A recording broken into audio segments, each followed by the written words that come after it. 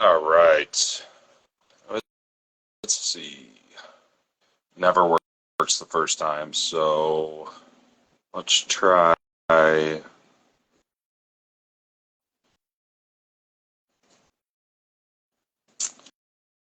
not let me accept. Let's try this. Or cancel. Cancel. No.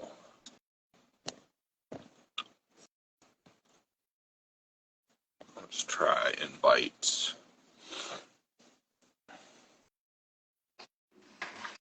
Got it.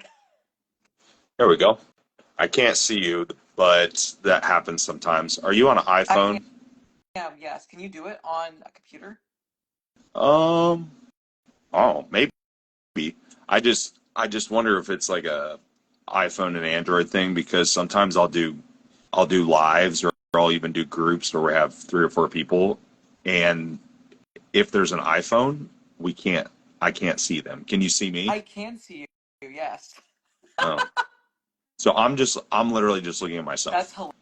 hilarious. Well, I'm ethereal then. Well, it's fine. We'll make it we'll make it work. It's a little weird, but we'll it's kind of hard to connect the facial expressions, but we'll go ahead and do it. So, how are you doing? I'm doing good. Are you sick of me yet? Between mentorship call today, mentorship call tomorrow, check-ins tomorrow, it's a lot of ash in a very short time period.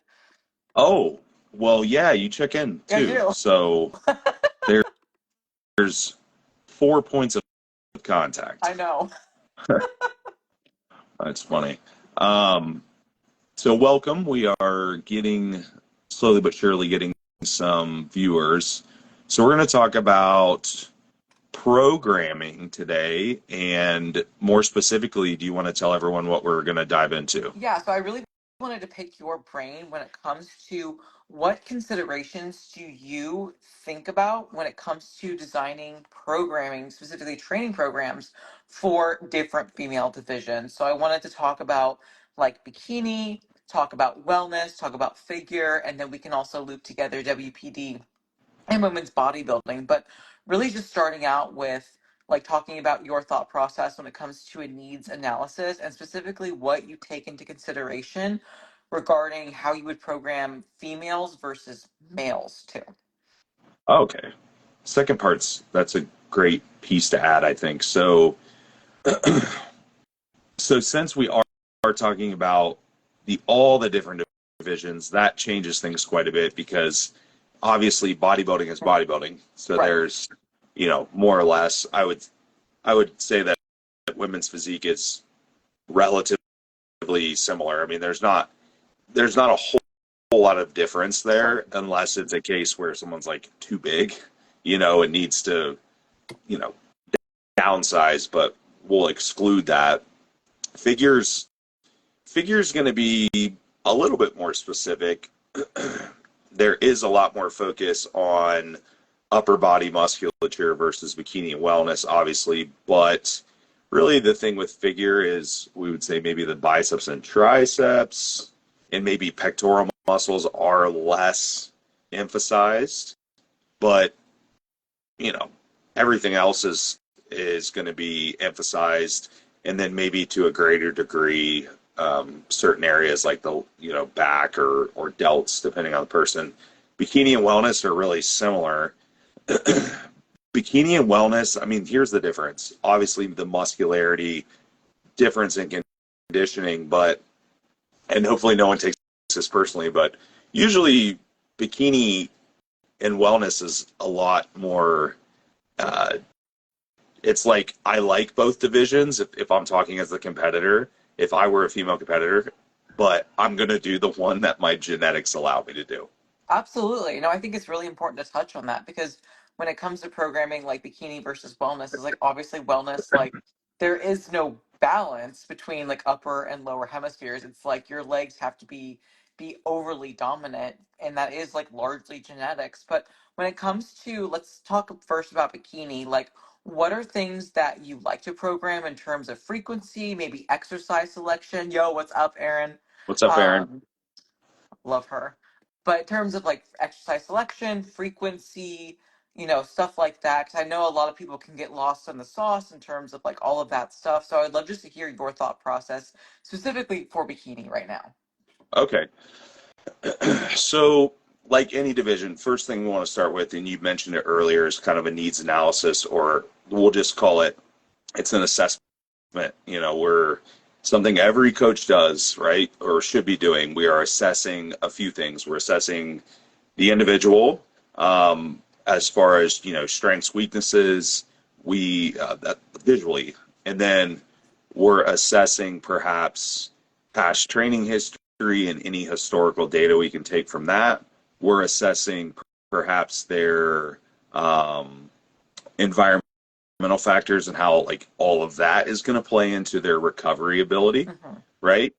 Um, and maybe psychology to a point could be a consideration in there as well. If you want to get like way out in the weeds, like equipment availability, maybe, Sure. but I don't know. It's kind of, nitpicking there. So once we once we have established that information in our initial, intake process, what we need to look at most specifically is what they need to develop to be competitive, or be their best in that division. So everyone's going to have strengths and weaknesses. Obviously, when we're looking at bikini, we're talking about an emphasis on glute development.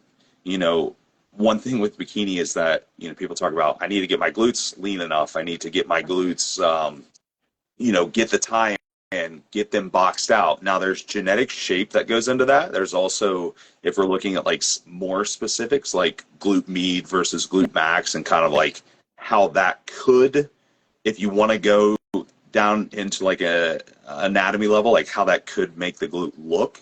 And then obviously body fat. Yep. And I'm mentioning this because a lot of time, like, I can't get my glutes in, or when I get lean, they don't show. Sometimes that's just you don't have enough muscle Yep. first. So there's, you have the pancake glute, or you just don't have the tissue that once the subcutaneous fat's pulled off, there's not enough glute there to give it that shelf look. Hmm. So that can be a problem. And other areas, quads are not emphasized heavily in bikini. If you have too much quad muscle, you probably will be docked, like a lot in the lateral head of the quad, because again, when those muscles are really developed and you get really lean, they could get some lines in them and some things that shouldn't be there. So if they get overdeveloped, right? Um, Deltoids, like your delts, yeah, there is an emphasis on delts in bikini up to a point. It's not like figure, it's not like wellness, but you do need a cap per se on your medial delt, and then your back is more or less covered. Right. So your back is probably going to have enough. It's not that we wouldn't train it at all. It's just probably going to have enough that once you're maybe the times you would see it, like turning through and transition and things, you would see some of the small musculature there, which, enhances that look. Pec muscles, obviously not really. Bis and tris, probably not much, if at all. Hmm. Calf muscles, maybe, that's important. And ab muscles, but, a lot of that stuff's also largely genetic. So when we're looking at underdevelopment in bikini, so let's start setting up a program. Most people are probably going to have to focus on the areas that, like the glutes, and maybe hamstrings up to a point. How weak, how weak is that muscle in comparison to the other muscles? I like to start there, because what that tells me usually is that if we have an overdeveloped, let's say we have like an overdeveloped quad, and the person's doing multi-joint movements, not hip hinging necessarily, but like a leg press, hack squats, Yeah. squats, barbells, stuff like that. Probably what that tells me is A, the way they're setting it up, they're doing a lot of knee flexion, they're doing a lot of quad focus, or B, that area is really strong, so the activation of the weaker areas doesn't really happen, right? Because it's like doing an RDL and your hamstrings are overdeveloped. Well, what's going to probably take precedent on that? Probably your hamstrings over your glutes, right? Stronger muscle group. So that's why I'm mentioning this, because I like to look at like, okay, well, that is, your hamstring is a little overdeveloped and your glutes are not, but you've been doing hip hinging movements. So what does that tell me? That you probably have poor glute activation, or that muscle's really weak, right? Absolutely. So I think that is an important part of that assessment, is understanding like, well, why is that muscle underdeveloped? Is it because mechanics, like overall, or is it because the mechanics are biased because something else is stronger, right? And a lot of the time there is something else stronger, assuming they're not just completely underdeveloped everywhere. So then we want to start going into setup. When we're looking at setting up programming for bikini, assuming that we probably do have that more glute emphasis, it's kind of boring. First off, I guess that's a matter of opinion. I mean, wellness is going to be like that. If you really like training the same stuff all the time, then you're going to be in the right place. Absolutely.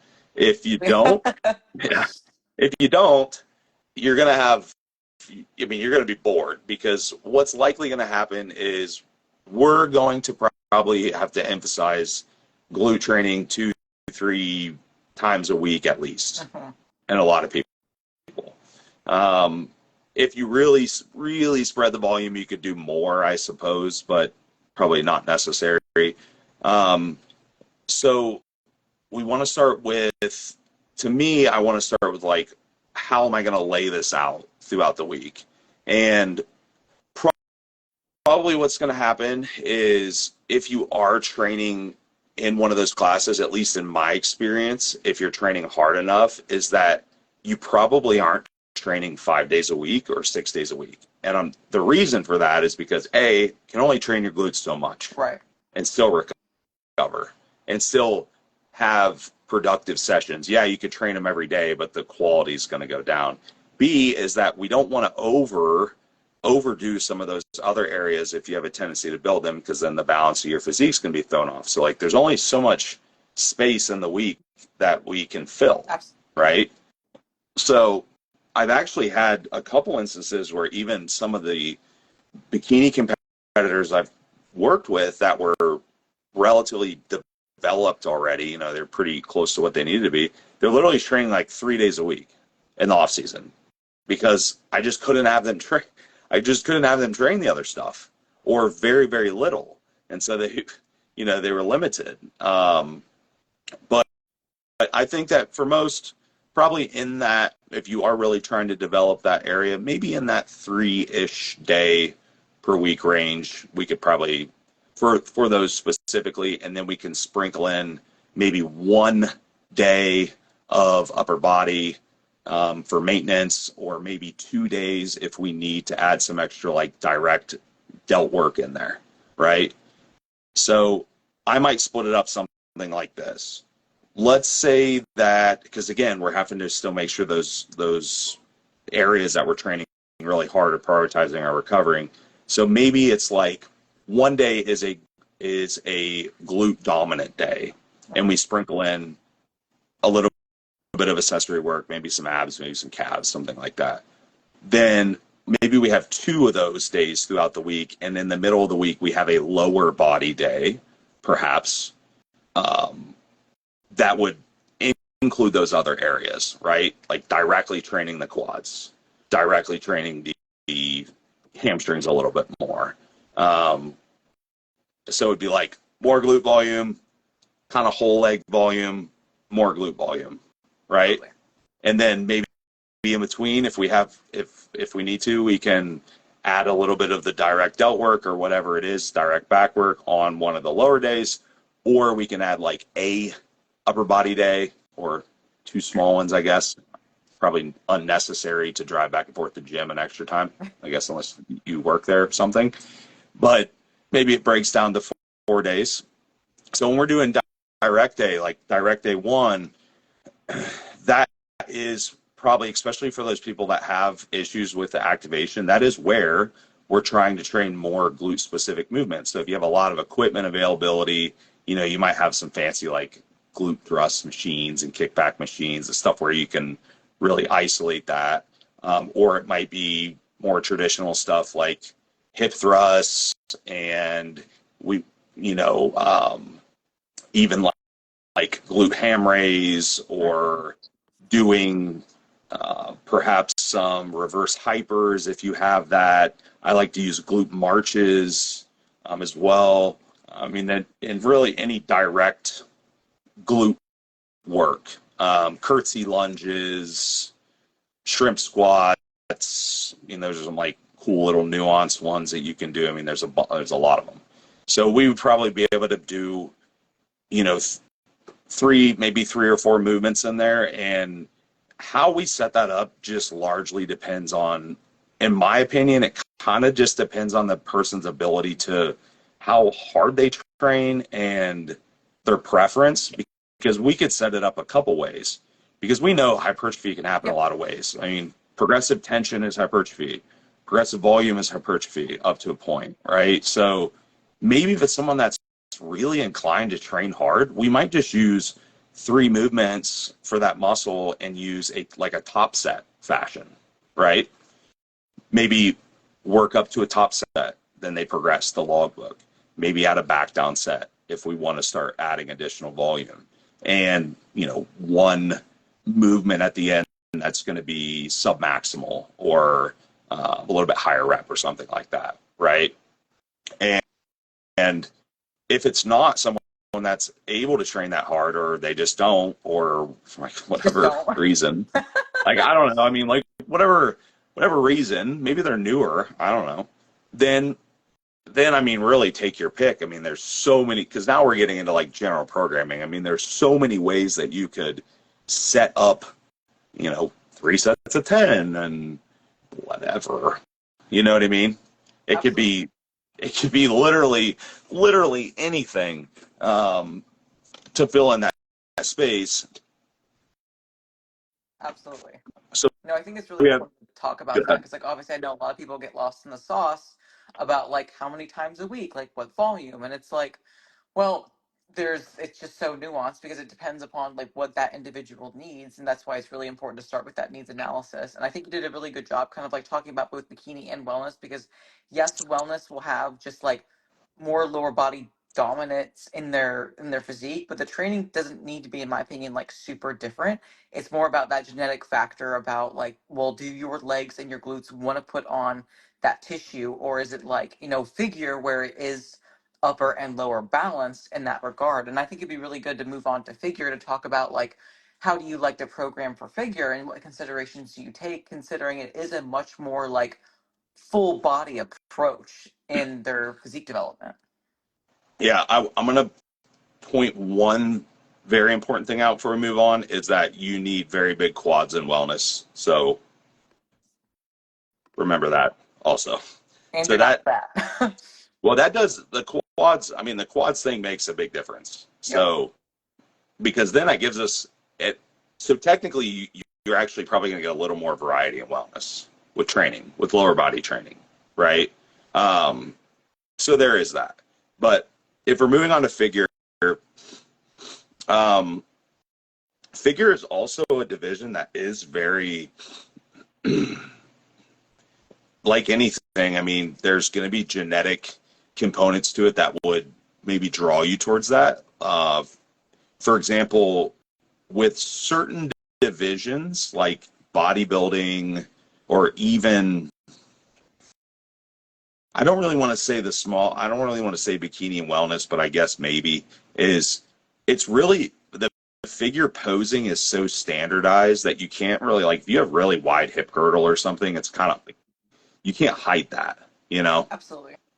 There's no way to really twist. I mean, yeah, you can angle your hips a little different and do some things, but there's not like a whole lot that you can do to really disguise those areas other than just build everything else around it big enough to For sure. create, create a taper. So again, needs analysis or looking at development for figure, it's basically everything except there's not much emphasis on biceps and triceps. There may be more emphasis on delts and width of back and perhaps like sweep of quad if the person needs that, if they need to. But the idea is like we create as crazy of a taper as we can, Absolutely. right? Without being too muscular for the division and not just a taper and X because we're going to have that lateral quad and really the whole quad being emphasized. So we start with where they lack. Figure is a division that you could be upper body dominant and really have to train your quads especially or legs a lot more, right? Because even in the side poses and figure in the quarter turns, there's still a need to have glute and have hamstring, right, to create that overall silhouette. So it's not just blasting delts and back for everyone.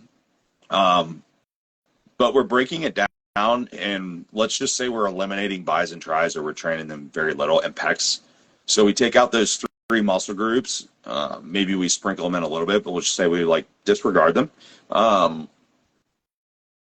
We can come up with a little bit more traditional split, I would say, as far as we could probably, again, depending on preference, recovery ability, environmental factors, stress, blah, blah, blah, blah, we could probably train everything anywhere from 1 to 3 times a week, right? Because we're going to have to figure out what we need to prioritize. So let's say it's a case where we'll just do maybe a couple examples. So let's say it's a case where lower body's pretty good and we need more back and delts, lats and delts. That would be probably a common scenario. So what we would probably want to do in that case, much like we would do with the bodybuilder or really anyone else, is maybe we just train the lower body at maintenance volume or slightly above maintenance volume. And what I mean by that is maintaining that tissue because it's already developed enough.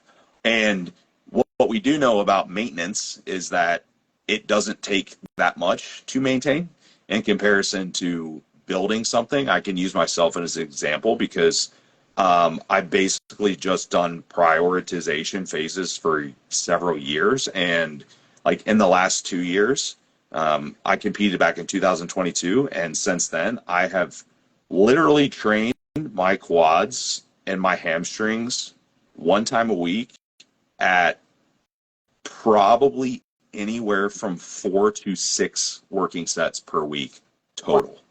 Wow. And I would say that they've gotten slightly better, but not that much because that really wasn't the goal, right? But they definitely have not gotten worse or smaller. I mean, they've gotten a little bit better, but it doesn't take that much. But that's also, I'm training them hard enough and I'm still focusing on progressing when I'm going in there. I'm not just kind of like going through the motions. I'm still giving them enough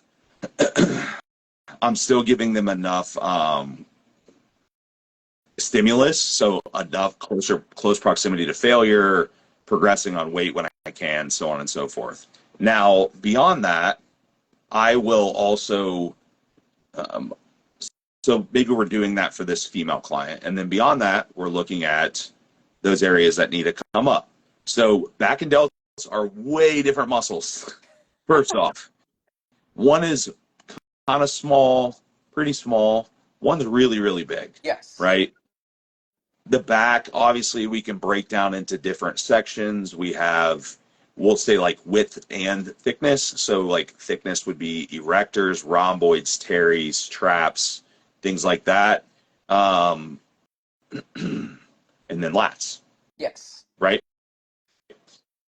What we might see in that individual and is that they have good thickness and poor width.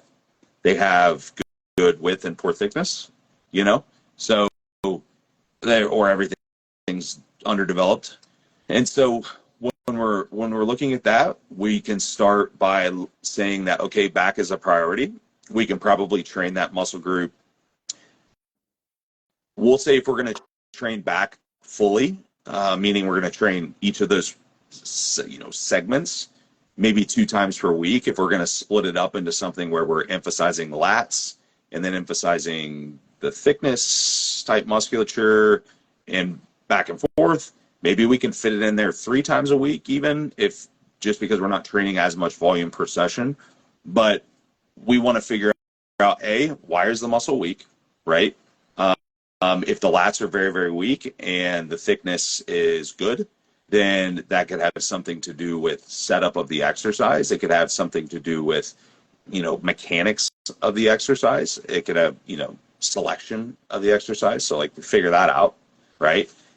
And we start setting this up. So with that, if we're just going to throw out volume numbers, that is so difficult to do just because, again, like you said earlier, it's really person dependent. But if we want to start throwing out volume numbers, we may be able to, within a single session, train that muscle, the whole back, with something like 3 to 5 movements.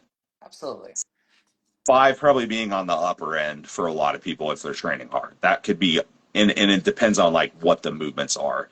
Because if you're thinking of 5 movements for someone that trains really hard with like heavy movements, by movement 4 or 5, you're probably your performance is dropping unless we're moving into movements that are a little bit more braced and a little bit more less taxing. But let's say we do 4 movements, okay? And again, we can decide, do we want to do kind of a top set or top set / back down type thing? Do we want to do a traditional straight set fashion? If it's someone that's advanced, that trains very, very hard, has a lot of muscle, it's really taxing to train because they require a lot of weight, so it's very CNS taxing.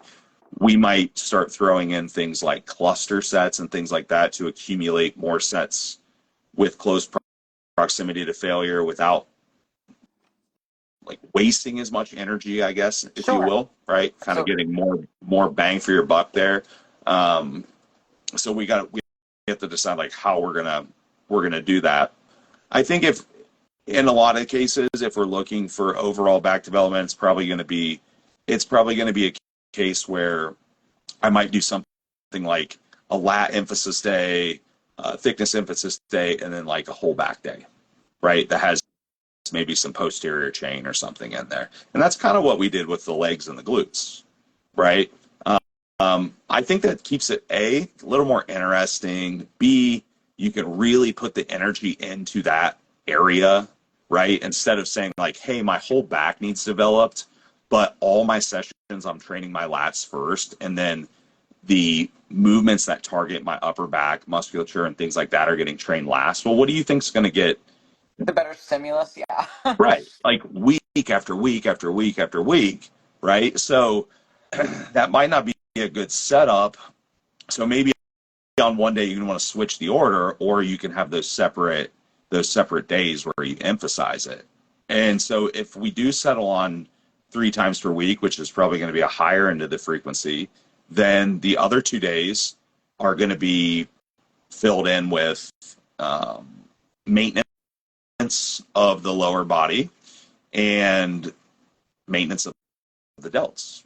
And if the delts are also a weak area, then we can probably also fit them in there 3 times per week. It's just gonna cut into some of that back volume. That's one option. Or the second option is we run things in more specific specialization or prioritization phases where perhaps for 12 weeks, and again, these are just literally throwing numbers out there. For 12 weeks, we have the back emphasis phase where legs and delts are trained at maintenance, and then for another 12 weeks, we have the delt emphasis phase where the rest is trained at maintenance. Does that make sense? No, absolutely. Yeah, I mean, like giving love to body parts that need to be brought up when it comes to these bigger divisions and bigger girls. Like obviously, like you can even do specialization phases. I would assume for probably someone like wellness, where it's like you do want overdevelopment of the quads and then also glutes and hamstrings, but specialization phases I think would be better reserved for those larger divisions. And feel free to correct me if I'm wrong, but I think that's something that you like to do specifically is have those specialization phases when it requires a lot of mental fortitude and central nervous system fatigue too. Yeah, because you could, I mean, yeah, you're technically right. I mean, you could do them for, so let's define that term a little bit. So these are not like definitive terms. It's something that if you got any guys listen to like the OPD podcast that we do here and there with Joe Jeffrey, like we talked about it and use these terms. The way we would kind of define it would be a specialization, perhaps would be very, very focused, maybe literally one muscle group, right? Or if it's a smaller muscle group, maybe two, like a bis and tris, right? Prioritization could be just the same concept, but with more muscle groups, right? Yeah. So specialized would be like, I'm literally just blasting this one area for a period of time until I have to deload, and then I'm moving on to a different area in a similar fashion. Where prioritization, you could probably do a little bit longer. I would say, if that's the way we're defining it, I would say that I generally do, at least for myself, prioritization because it's just mostly been back, all areas, and arms, Right. bis and tris, right? It would be hard to do both of those at any more volume than I'm already doing, but we could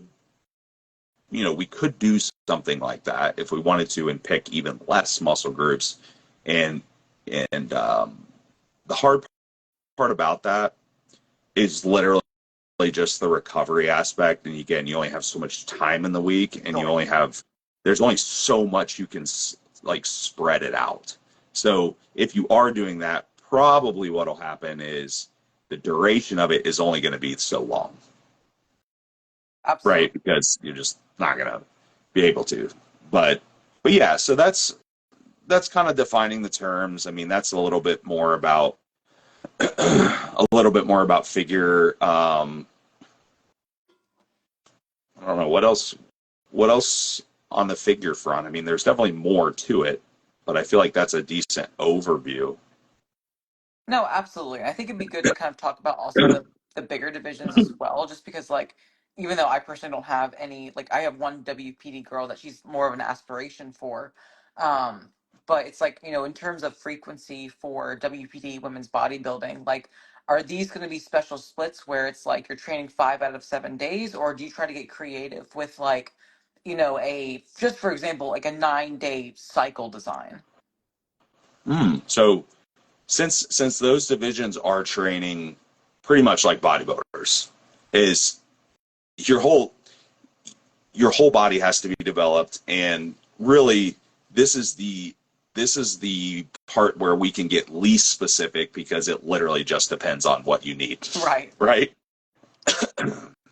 So that would be like a whole thing in and of itself, but that's a really great question. So I actually do both of those things. So I definitely have setups where excuse me, people train on a traditional, hey, you're going to train 5 days a week, and Mondays you're going to train this is Tuesday, or whatever days during the week. So I definitely do that, but I actually do use a lot of those longer rotations. So what Ashley means by that is she said 9 days. So, and it could be different, but what that would mean is you have 9 different training days, and they just are going in order. right? So not every week's going to be the same. So each week you may train something different on a different or on the same day, right? You're just going through days 1 through 9 and then going through 1 through 9 again, even though you're only training, 4 or 5 days a week, right? So how are you keeping track of volume that way, since it is kind of cyclical? So really what I'm probably, if I'm doing that, what I'm assuming is that I'm probably going to use a split. I'm probably going to use a split that takes about two Okay. weeks. And that's because then it's a little bit more predictable. And it's not the same. So like 1 week would be this, 1 week would be this, and then it would be like an every other. So for example, if you train 4 days a week and you had an 8-day split, you see where I'm going with Yeah. that? So that's a little bit more predictable, and probably what's going to happen in that case, even if it's not exactly the same, is we would have like a slightly harder week and then a slightly easier. I don't like, man, I really like the word easier, but we'd have a slightly harder week and then we'd have a really hard week and then a slightly harder week. That's a little bit less hard than the other. And that could be a rotation that we stick to and that would work for that person's recovery. And so like here's a question that people are probably going to want to know, like why would you even do that versus just training the same, the same stuff on every day? It's funny because sometimes I'll do that and it like bothers them, like, because they're not training the same things on every day. And I guess if you have a training partner or someone that just like jumps in and does your programming or something, that could maybe be confusing, or equipment availability or something. But the whole reason behind something like that is that it allows us to take the total of what we want to do and spread it out in a way that we can, a way that's a little bit easier to lay out, really, because I can, if I'm going to use an example, let's say you're training, and I gave the 8-day rotation, but let's say it's a 5-day rotation, and you train 4 days a week. So there's an extra. We're going to keep rolling through.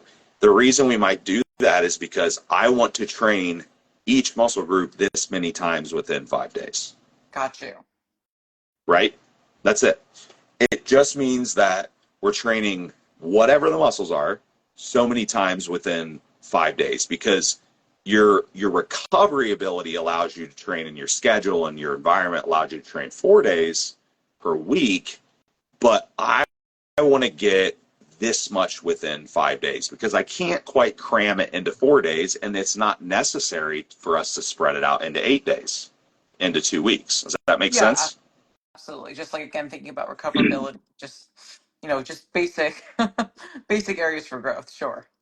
Right. So and then we can start getting into things like our prioritization phases and our, specialization phases, and, whatever you need to, prioritize. What is going on in this chat? I don't know, man. It's just, he's been nonstop.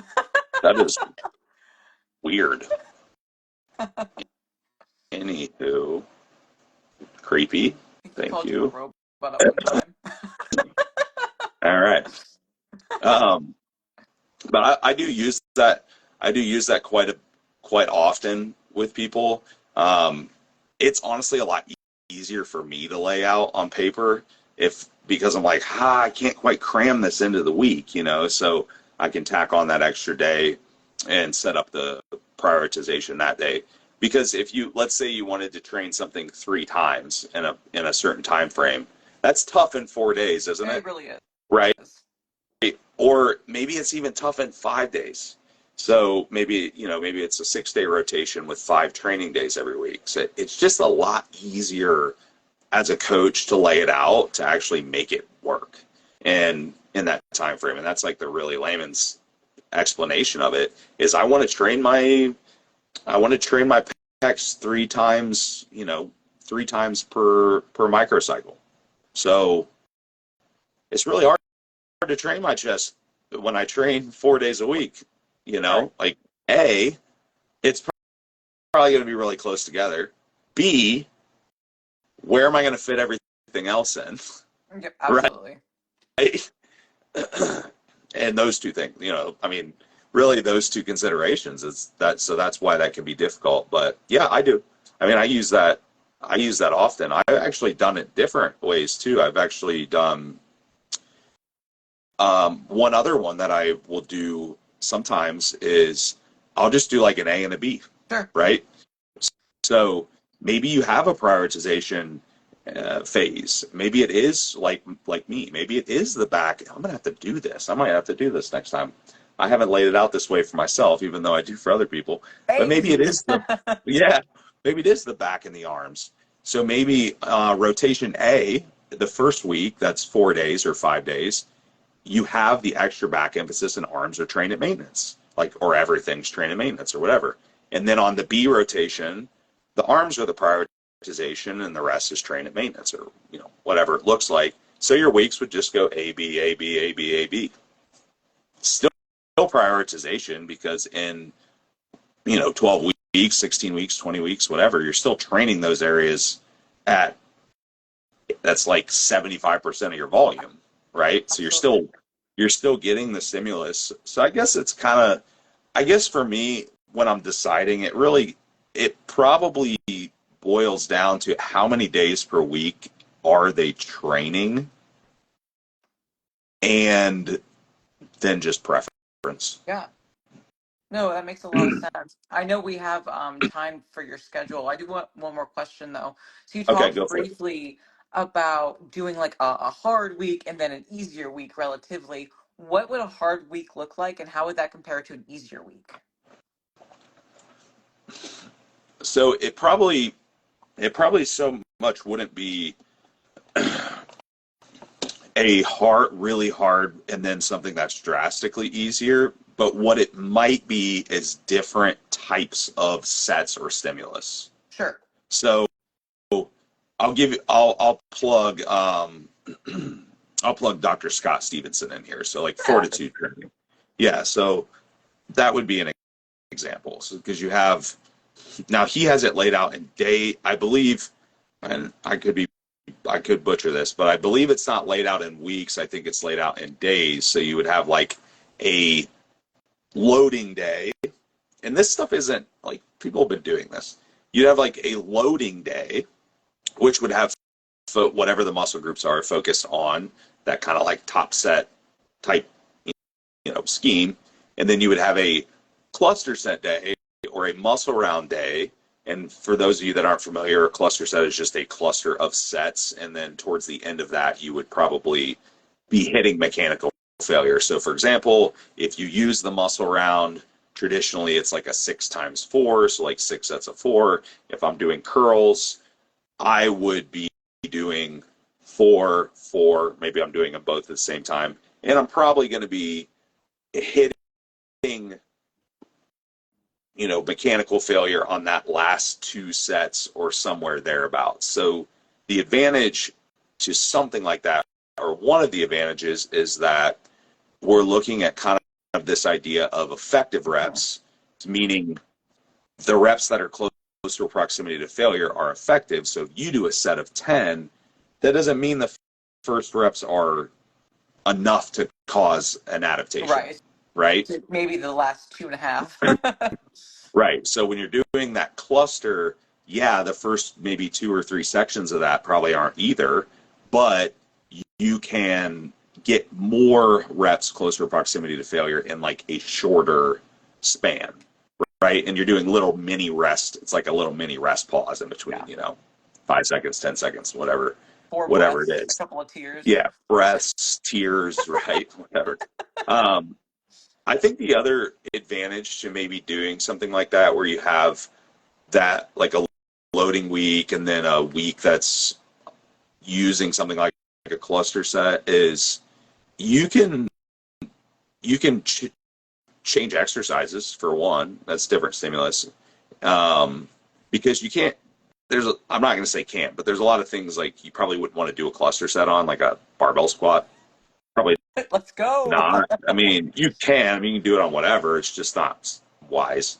Um, but there could be like a safety factor, or maybe it's like a stimulus to fatigue thing. Because again, if you're more advanced and you're using a lot of weight and it's very very taxing, then you can do a movement that's like braced, seated, whatever, and you're still going to get a lot out of it, Absolutely. right? So, and those things become more and more of a consideration the closer that you have to train to that overreaching point all the time, like when you are advanced. So that's why sometimes you'll see people that are really, really strong stop doing certain things sometimes, you know, Sure. like I used to do RDLs a lot and I like them. I'll do them occasionally, but and I'm not saying you shouldn't do RDLs, because then you got like Jordan Peters or someone like that who's gotten crazy development off that stuff, but he's training really like a low volume. But my point is that I got to a point where I was having a hard time developing my glutes and stuff, and my hamstrings were really strong. So that was one reason. And two is that like when you get up to a certain point of strength, I mean, it takes bunch of warm Yeah. ups. It takes a bunch of fatigue to set up. It takes there's so much that goes into even getting to a top set and setting up. Like it's versus lock into a machine, directly stimulate the muscle, drive as much tension to that muscle. Nothing else is really doing anything. You're not wasting any other, you know, energy. So, Absolutely. there's could be advantages to that for certain people. No, it makes sense. Makes sense. I really appreciate your time tonight. It was really nice to be able to pick your brain. Like I know that we like mentorship together, but it's always nice to kind of like hear about how you've gotten better at programming and other things you take into consideration, which is helpful for not only me but also the people watching and maybe even watching the replay when it comes to programming for specifically women's divisions, and also understanding that women have a better recoverability when it comes to, muscle development versus males, and so taking into those like gender differences as well. Yep. Women can do more a lot of the time. Yep. And they can. And I don't know the exact science on this, but I do think that women have a higher pain threshold than men chemically. Like, I think there's something to that. And there's probably some side I've heard that, but I'm sure there's maybe something to back that up. Um, Women maybe historically have like different fiber types too, Yeah, to absolutely. where, so that, stuff like that, which is why, and I'll give this very last little anecdote, which is why I have not found as much success training women with lower, not lower, like low volume approaches that focus on primarily progressive overload, like a DC training or something that's like very extreme. Hmm. I've not found as much success, because some people have gotten success doing it, but I've not found as much success with that as I have with Yeah. men. And Yeah. that's not to say I train men like that a lot, because I don't. I probably fall somewhere in the middle with volume up or down a little depending on the person, but yeah, women definitely have different recovery abilities and things of that nature. Absolutely. I mean, I can speak on experience when I had a coach that was lower volume and I didn't grow for shit. I mean, like there are other nuanced things that go into recovery and growth, but like one top set wasn't enough for me to Yep. to really see anything noticeable in my physique. It wasn't until I started working with you where yes, I'm still training hard, but you added more volume and I started to grow a hell of a lot better. Yeah, yeah. I've trained, you know, over the years with clients and people that have come out and whatever, and even at the same intensity, women can just generally do a little bit more, Oh like yeah. volume. Um, it's not, I'm not knocking the guys here, but part of that too is also weight that Sure. you're Absolutely. using. Like if I'm using triple the weight, and there's some really strong women, so maybe they're using more weight, but it's a lot. I mean, that's a lot more taxing.